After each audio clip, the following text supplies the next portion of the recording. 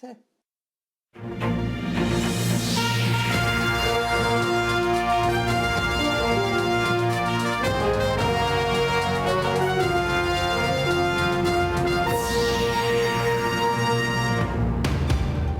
안녕하십니까. 월요일 밤 여수 MBC 뉴스데스크입니다. 최근 계속된 한파로 수온이 떨어지면서 여수 앞바다에서는 물고기가 떼죽음을 당했습니다. 지난 여름 고수온 피해를 입었던 어민들은 다시 큰 시름에 빠졌습니다. 최황지 기자입니다. 저수온주의보가 2주째 내려진 여수 돌산읍 앞바다. 가두리 양식장에 수십 마리의 돔들이 둥둥 떠 있습니다. 이 해역의 평년 수온은 8도. 하지만 최근 4도까지 떨어지면서 추위에 약한 돔이 떼죽음을 당한 겁니다. 출하를 앞둔 돔이 이렇게 배를 드러낸 채 모조리 폐사했습니다. 현재까지 인근 마을 14개 어가에서 돔 250톤이 폐사한 것으로 추정됩니다. 양식어민들은 지난 여름 고수온으로 큰 피해를 입었습니다. 올겨울 저수온까지 덮치자 어민들의 시름은 깊습니다. 여름에 우럭 다 죽고 이제 그나마 이제 돔 키우고 있었는데 겨울 돼서 또 이렇게 양식 지금 20년 됐는데 이런 추위를 못 봤어요. 어민들은 하나라도 팔 수 있을까 물고기를 냉동 창고로 옮겨 부패를 막아보지만 최근 경기 불황에 수산물 소비도 줄면서 판로 확보가 쉽지 않습니다. 어민들은 피해 어류에 대한 정부 수매가 필요하다고 호소합니다. 감당이 안 돼, 우리가. 우리들은 영세사업장이잖아요. 감당이 안 돼요. 그래, 지금 한 입이라도 건지려고 이렇게 하는데, 뭘, 힘들어. 전남에서 올겨울 저수온 피해가 처음으로 발생한 가운데 유난히 긴 추위에 피해 신고는 앞으로도 잇따를 것으로 보입니다. 지자체는 저수온 피해를 확인하기 위한 실태조사에 착수하는 한편 해수부에 재난지원금을 건의할 방침입니다. 피해 신고 접수를 받은 다음에 접수가 완료되면은 조사 계획을 꾸려서 다음 주에나 조사를 할 계획입니다. 해가 갈수록 고수온과 저수온 피해가 반복되면서 어민들의 피해는 날로 커지고 있습니다. MBC 뉴스 최양지입니다. 서경호 침몰 사고로 인한 5명의 실종자를 찾기 위한 수색 작업이 2주 넘게 이어지고 있는 가운데 해경이 수색 방식을 전환했습니다. 여수해양경찰서는 지난 9일부터 집중 수색을 벌였지만 실종자를 찾지 못했다며 오늘부터 전환된 경비 병행 방식으로 수색을 진행했다고 밝혔습니다. 경비 병행 수색은 평상시 경비 업무와 순찰 업무를 병행해 수색하는 방식으로 해경은 인근에서 조업 중인 어선 등에도 수색 협조를 요청할 방침입니다. 한편 서경호 내부 수색을 위한 민간 심해 잠수사 투입은 다음 달쯤 이루어질 예정입니다.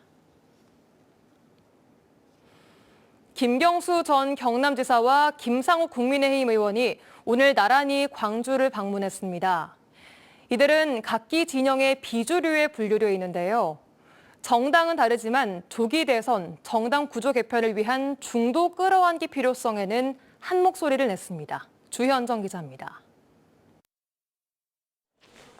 야권 민심의 풍향계 역할을 하는 광주를 찾은 김경수 전 경남지사는 한국형 연정이라는 이름의 민주주의 연대론을 꺼내들었습니다.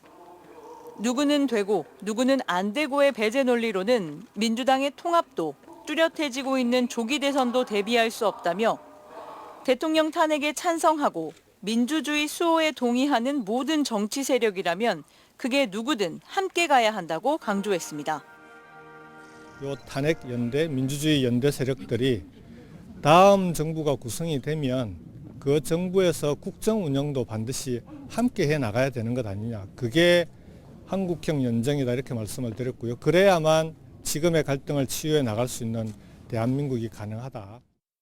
이재명 대표의 중도 보수론을 겨냥해 한 번의 선언으로 민주당의 정체성을 바꿀 수 없다며 나를 세웠던 김경수 전 지사가 다른 정당, 다른 정치 세력이라 하더라도 함께 해야 한다며 입장을 다소 선회한 배경에는 당내 비주류파를 넘어 외부 진보 진영 비주류까지 끌어안겠다는 전략으로 읽힙니다.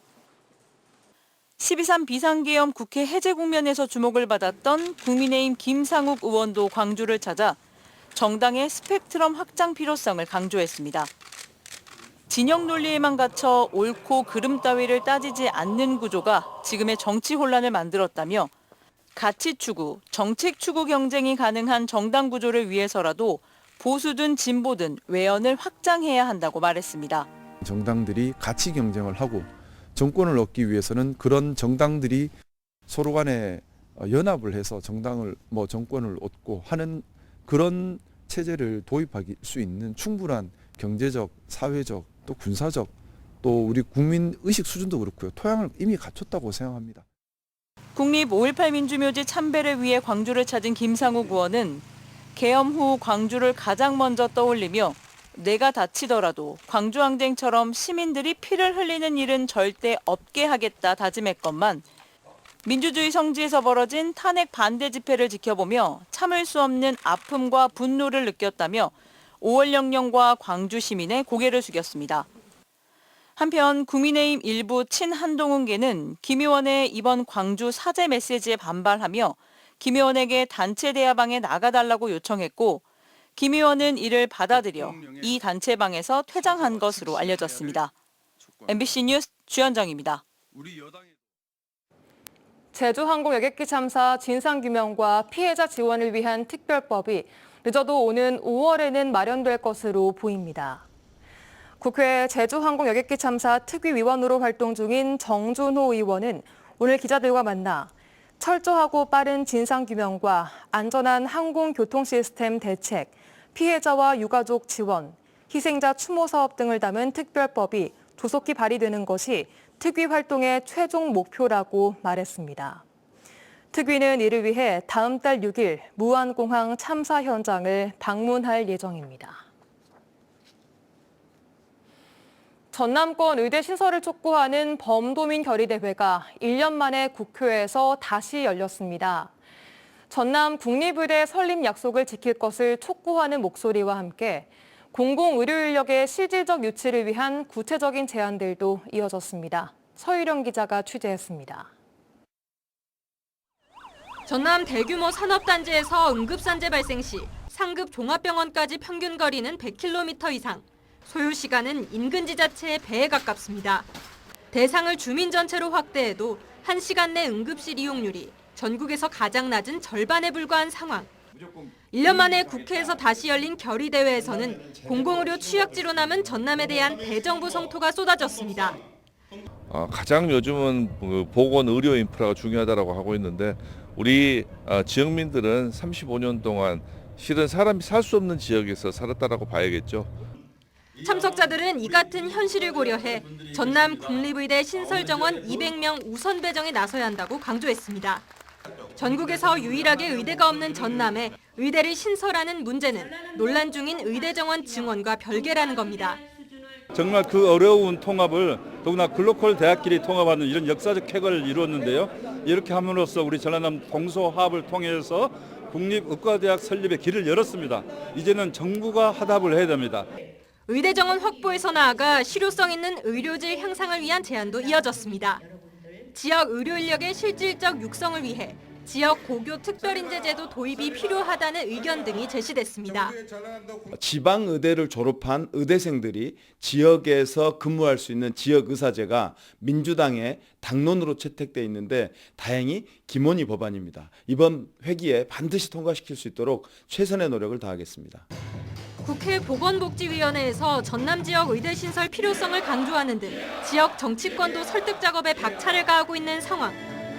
국립의대 신설을 위해서는 의평원 예비 인증 평가를 받아야 한다고 합니다. 그러니까 요거를 작년 말에 신청을 한 걸로 알고 있는데 요거에 대한 검토가 좀 빨리 이루어질 수 있도록 복지부도 협조를 하겠습니다. 의료계의 거센 반발이 이어지고 있는 가운데 국회 복지위는 이번 주 내 의료계와 환자단체와의 최종 의견 수렴을 거쳐 이달 내 의대 정원 추계위원회 신설 법안을 처리할 방침입니다. MBC 뉴스 서희령입니다.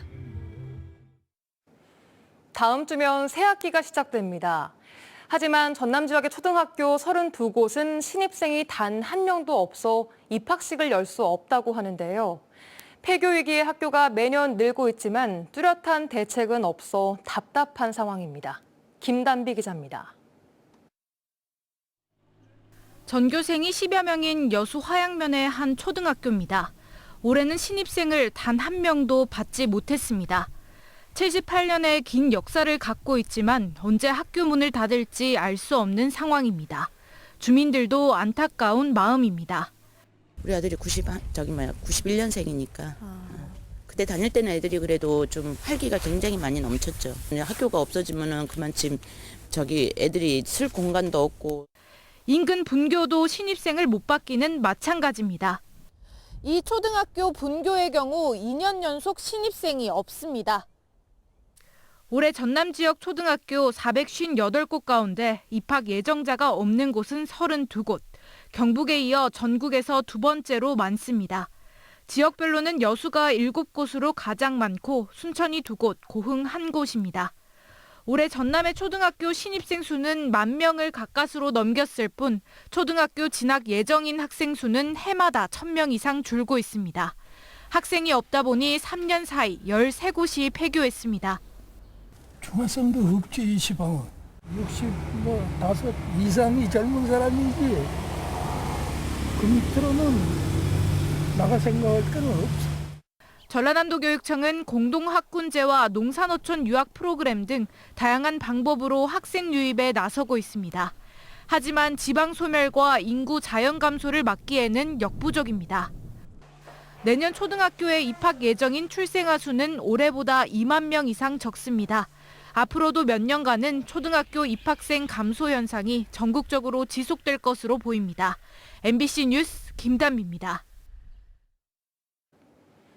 지역의 학생들에게 균등한 교육 기회를 제공하기 위한 전남 학생 교육수당 정책이 개선돼야 한다는 지적이 제기됐습니다. 정철 전남도 의원에 따르면 지난해 지급된 학생 교육수당 중 30% 이상으로 가장 많이 지출된 곳은 예체능계 사교육학원이었으며 관련 시설이 적은 농어촌 지역의 경우 사용률 자체가 낮은 것으로 파악됐습니다.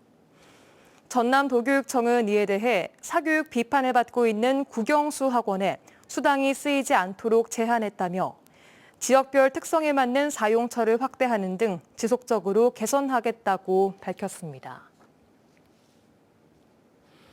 트럼프 2기 관세 정책으로 광양 지역 산업계가 초긴장 상태입니다. 관계기관들도 잇따라 협력 방안과 대안을 논의하며 대책 마련에 고민이 깊습니다. 김주희 기자가 보도합니다.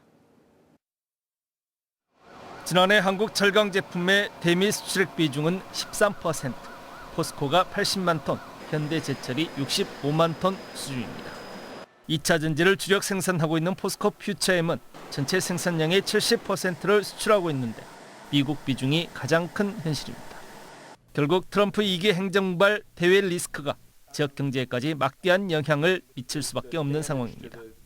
자동차 제품을 만드는 전문 제출소이기 때문에 사실은 이런 철강이 들어가는 것보다도 이 완성차의 관세가 우리한테 들어오는, 특히 광양소에 들어오는 영향이 좀 크지 않을까 싶습니다. 지역 산업 기반을 뒤흔드는 위기 상황 속에서 대책을 논의하기 위한 자리들도 잇따라 열리고 있습니다. 광양시는 포스코 광양제철소를 포함한 지역의 주력 기업 관계자, 지역 국회의원 등과 만나 트럼프 2기 관세 정책 관련 대응 방안을 논의하는 자리를 가졌습니다. 이러한 상황 속에서 어떻게 대응하는 것이 그나마 이 파고를 줄일 수 있을 것인가, 영향을 최소화할 수 있을 것인가 하는 것을 논의해보기 위한 자리라고 생각을 합니다. 지난 21일 전남도도 지역 상공인단체 관계자 등과 함께 비상경제대책회의를 개최했습니다. 이 관세 전쟁에서도 이 대한민국이 위기를 기회로 이렇게 잘 활용할 수 있다 생각하면서 함께 노겠습니다. 잇따라 개최된 논의 자리에서는 산업위기 대응 특별지역 지정과 국가 첨단 전략산업 특화단지 지정을 통한 정부 차원의 종합 지원 방안 마련의 필요성이 제시됐습니다. 이와 함께 정부의 초격차 기술 개발 등 장기적 관점에서의 지원 필요성에 대한 공감대도 컸습니다. 미중 간 국제 관세 전쟁의 틈바구니에서 위기를 기회로 만들어갈 수 있을 것이라는 의견도 제시됐습니다. 중국산 소재가 야외 배제되기 때문에 저희로서는 또 다른 또 좋은 기회를 잡았고 이 기회를 잘 활용을 해서 다른 국가나 다른 회사보다 훨씬 더 앞서 나가는 계기를 가지면 충분히 승산이 있다고 생각하고 있습니다. 트럼프 2개 행정부 관세 정책발 위기 상황이 지역에 미칠 파장은 막대할 것으로 예상되고 있습니다. 위기를 새로운 도약의 기회로 만들어가기 위한 지역 산업계의 고민도 깊어지고 있습니다. MBC 뉴스 김주희입니다. 김영록 전남지사가 오늘부터 다음 달 1일까지 미국 순방길에 오른 가운데 세계 최대 규모 인공지능 데이터 센터 유치 여부에 관심이 모아지고 있습니다. LG 창업주의 손자인 브라이언 구가 공동 창립한 투자그룹 스톡팜로드는 지난 18일 외신을 통해 최대 350억 달러에 이르는 세계 최대 규모 인공지능 데이터 센터를 건설하기 위해 전남도와 양해각서를 체결했다고 밝혔습니다. 외신 보도 이후 국내에서 스톡팜로드의 재무 상태가 좋지 않아 사업 진행에 문제가 제기되고 있다는 부정적인 보도가 나오고 있어 이번 김영록 지사의 미국 순방에서 이를 불식시킬 진전된 합의각서 체결 여부가 주목받고 있습니다. 전남 동부 지역은 내일 가끔 구름 많은 가운데 낮부터 기온이 올라 추위는 다소 누그러지겠습니다. 내일 아침 최저 기온은 영하 1도에서 4도까지 떨어지겠고 한낮 최고 기온은 8에서 11도까지 오르겠습니다. 바다의 물결은 남해서부 앞바다에서 0.5에서 1m, 먼바다에서는 1에서 최고 2m로 일겠습니다. 기상청은 동부권을 중심으로 건조한 날씨가 지속되고 있다며 화재 예방에 신경 써줄 것을 당부했습니다. 여수시가 올해 일자리와 주거 등 5개 분야의 청년 정책에 560억 원을 투입합니다. 여수시는 청년이 살고 싶은 도시를 만들기 위해 청년 맞춤형 인턴과 청년 도전 창업, 여수형 청년 임대주택과 문화예술 창작 활동 등 청년들의 취업에서 정착까지 지원하는 5개 분야 63개 사업을 적극 추진할 계획입니다. 여수시는 이 같은 청년 정책을 통해 청년이 돌아오고 머무는 도시로 만들고 청년들을 위한 기회의 도시로 자리매김하겠다고 밝혔습니다. 광양시와 지역 기업들이 함께 이동약자의 이동권 보장을 위한 경사로 설치 사업을 추진합니다. 광양시는 오늘 무장애 도시 광양 만들기 발대식을 갖고 포스코 광양제철소와 포스코 인터내셔널로부터 각각 5천만 원씩 1억 원을 지원받아 올해 말까지 법적 의무사항이 아닌 소규모 사업장들에 대한 경사로를 설치하기로 했습니다.